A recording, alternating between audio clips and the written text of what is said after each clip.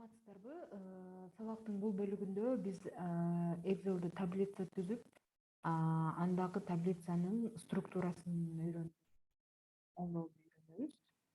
Азыр бул жерде баарыңыздар бир маалыматтарды көрүп турасыздар. Тексттен жана сандан түзүлгөн бир маалыматтардын жыйындысы. Excel'de негизги түшүнүктөр бар. Мисалы, бул А деп турган бул бир тилке деп аталат. Бул тилке тигинен тизилген ушундай уячалардын жыйындысы. Уяча деген мисалы бул ушул курсор турганда А2 деген бир уяча. Бул тилке менен бул саптын бир кесилишкен бир эң кичинекей Excel'деги структуралык бөлүк. Бул горизонталдык уячалардын тобу бул сап деп аталат. Мисалы, бул 3 сабы, бул 5-чи сап, бул 7-чи сап. Бул жакта болсо, мисалы, А тилкеси бул вертикалдык түрдөгү уячалардын тобу, Б тилкеси, С тилкеси, Д тилкеси жана башка. Мисалы, бул жерде биз тандай турган болсок, бул маалымат B4 уячасында жайгашкан. Анда эмесе бул буну бир таблица калыбына келтирүү үчүн биз муну тандайбыз. Тандоо үчүн тышкандын сол баскычын басып эле аны жылдырган жетиштүү. Эми биз тандап алдык. Эми буну бир таблица келтириш үчүн биз анын баардык тарабынын бизге бир мындай белгилүү бир форматта болушун кааладык. Эми ушундай бир таблицага алып келип алдык. Бул жерде көрүп тургандай эле анын мисалы баардык жагындагы сызыктардын бизге айкын көрүнүшүн кааласак, мисалы бул жерде турат баардык граница деп, же болбосо эч кандай границасы жок кылсак болот. Же болбосо сыртты эле жасап, ичиндегилерди сызыктарды көрсөтпөсөк болот жана башка. Биз азыр баардык границалар көрүнүп эле турсун, баардык сызыктар. Биз бул Excel'деги таблицанын бул ар бир тилкесин же болбосо сабын чоңойтуп кичинетүүнү, уячаларды кичинетип чоңойтүүнү үйрөтөбүз. Ал үчүн сап тилкенин башына келгенде мындай кошуу болуп, ок жана кошуу түрүндөгү бир көрсөткүч чыгат. Ошону эле тышкандын сол жак баскычы менен кармап, оңго же солго жылдыруу жетиштүү болот.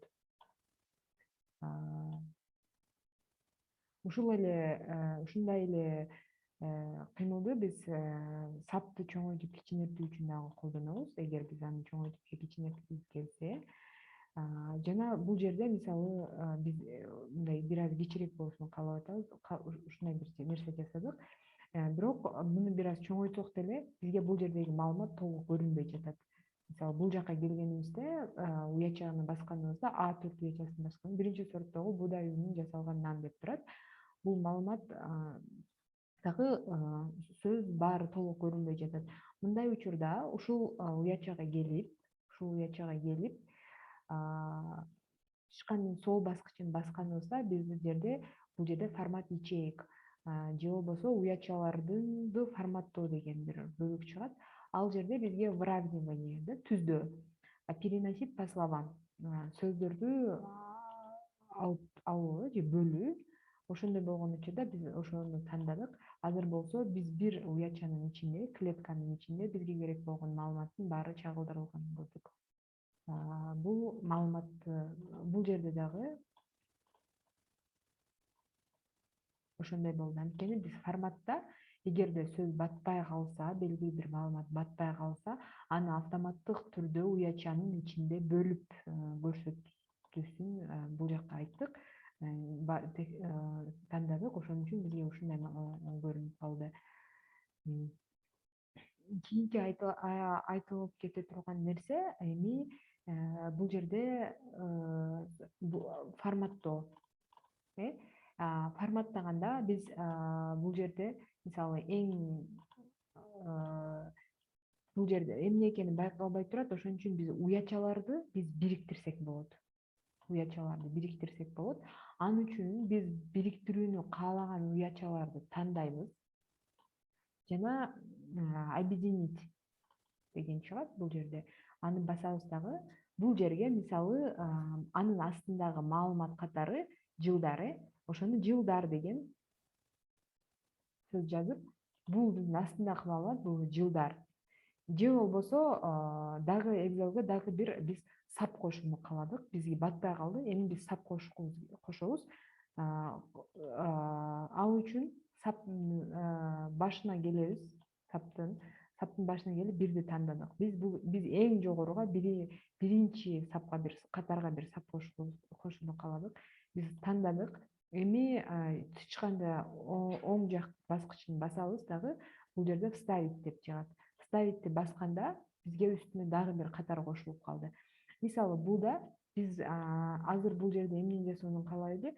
Биз бул таблицабызга ат беребиз. Мунун баарын тандайбыз, объединить, бириктирдик, бир аз чоңойтобуз.